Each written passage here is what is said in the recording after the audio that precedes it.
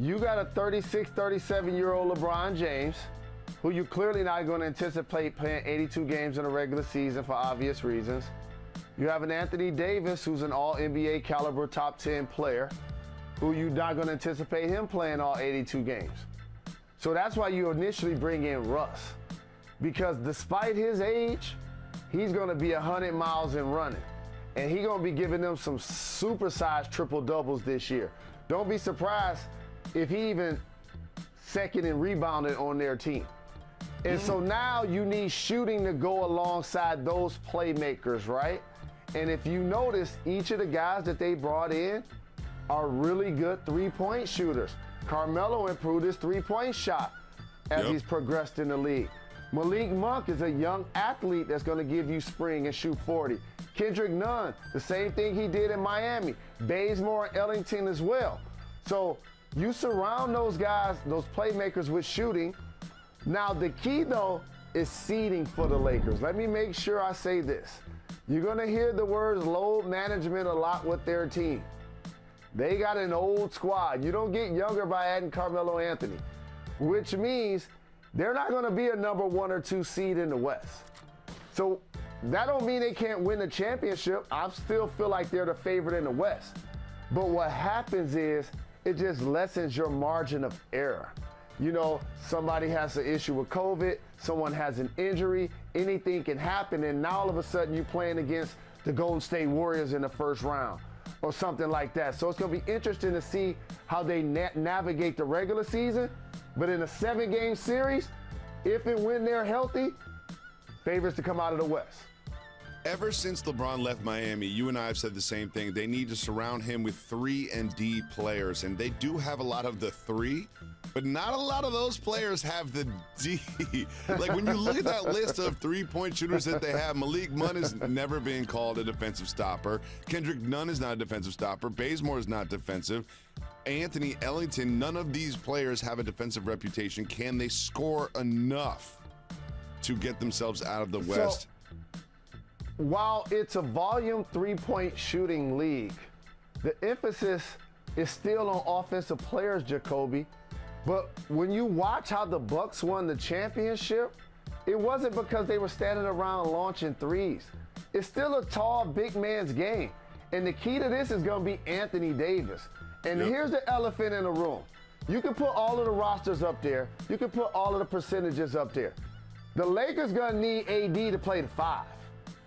That's what they're going to need to do. You can bring in Andre Drummond. You can bring in Dwight Howard. You can bring in Marc Gasol. You can bring in Montrezl Harrell. The elephant in the room is AD got to be willing to play the 5. Where are you here with me? I mean, this is as funny as it's going to get. Where are you? We're doing comedy up here. Where's Bubba? I need a laugh track, a rim shot. What are we doing over there? Yeah, great work.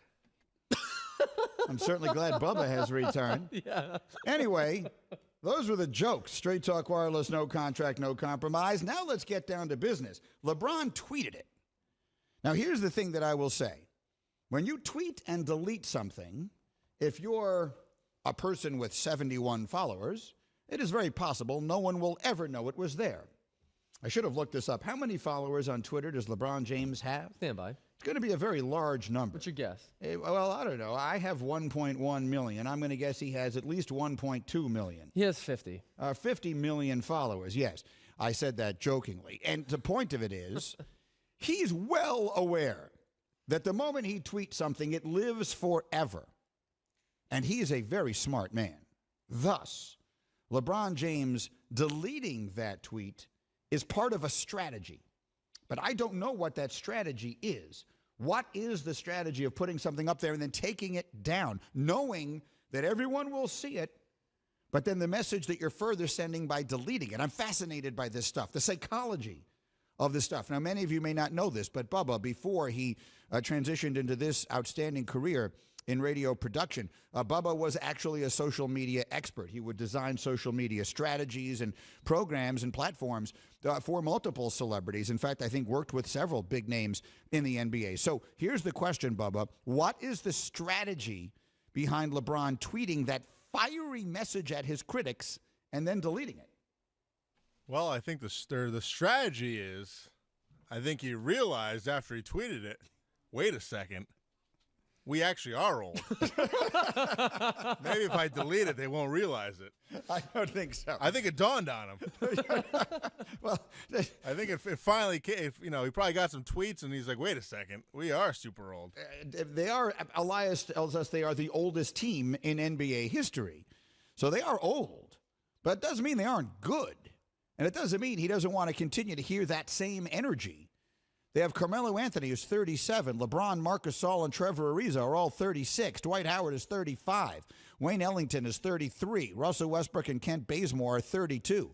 Anthony Davis is the baby of the group. He's 28, but always hurt. So they are old. Their average age of their entire roster is 32.8. That will come down as they fill out their roster with, very inexpensive young guys. But the point is, the people they're counting on are old. Bubba, did you not like any of those jokes?